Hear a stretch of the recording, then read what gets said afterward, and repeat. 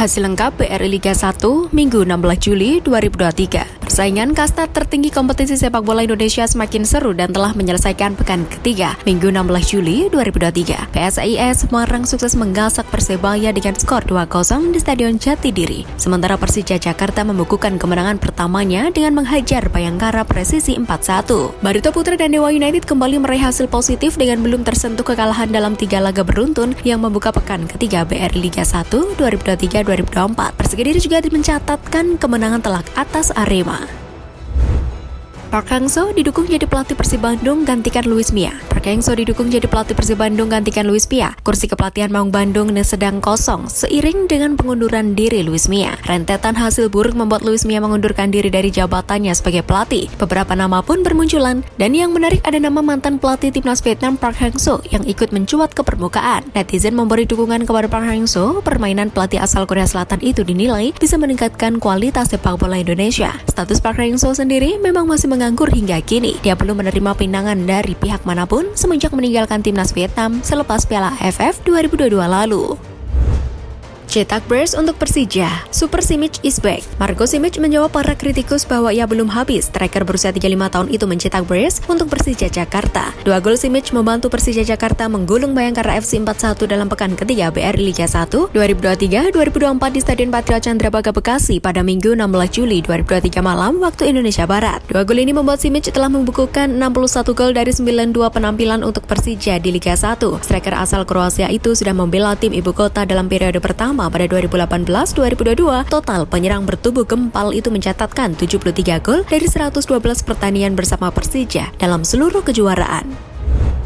Debut Atta Halilintar di Liga Futsal Indonesia. Atta Halilintar akhirnya melakoni debut profesional bersama Pendekar United di Liga Futsal Indonesia 2022-2023 atau Pro Futsal League ketika melawan tim juru kunci Sadakata United. Atta Halilintar bermain selama kurang lebih 5 menit pada babak kedua ketika Pendekar United keok dari Skadata United 1-2 dalam pekan ke-13 PFL di Gor Popki Jakarta Timur pada Minggu 16 Juli 2023 siang waktu Indonesia Barat. Bagi Atta, ini adalah penampilan pertama setelah menjadi pemilik sekaligus pemain Pendekar United sejak musim lalu. Pada PFL 2021-2022, Atta Halilintar didaftarkan sebagai pemain Pendekar United dan menggunakan nomor punggung 10.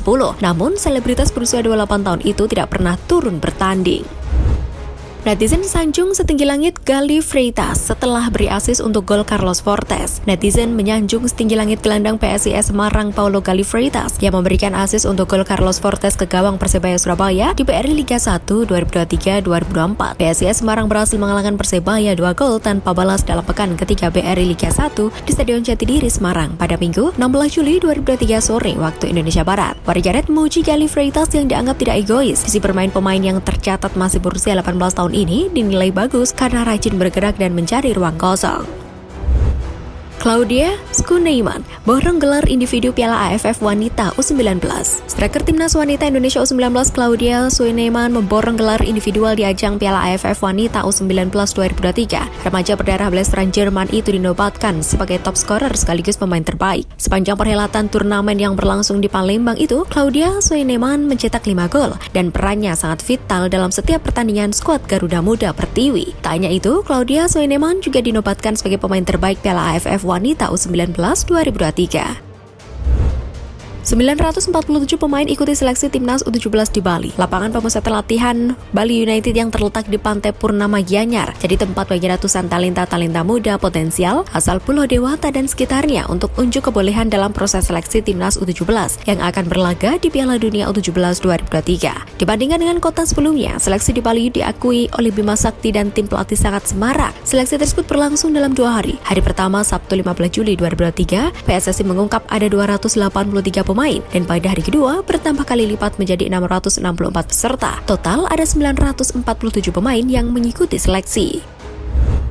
PSSI tanggung denda dari AFC untuk Timnas Indonesia U22 buntut tawuran di SEA Games. Ketua Badan Tim Nasional BTN Sumarji memastikan bahwa PSSI akan menanggung hukuman denda dari Konfederasi Sepak Bola Asia AFC terhadap Timnas Indonesia U22 buntut tawuran dengan Timnas Thailand U22 di babak final SEA Games 2023 Kamboja. Namun, Sumarji mengatakan bahwa PSSI akan lebih dulu mengajukan banding untuk keputusan AFC, misalnya terhadap pelatih kiper Timnas Indonesia U22 Sehari Gultom. AFC menjatuhkan sanksi larangan 6 pertandingan dan denda US dollar atau setara 15 juta rupiah kepada pria yang kerap dipanggil Coach Ucok tersebut. Sumarji mengungkapkan bahwa pihaknya berencana untuk meminta penjelasan dari AFC terkait pemberlakuan sanksi terhadap timnas Indonesia U22 itu.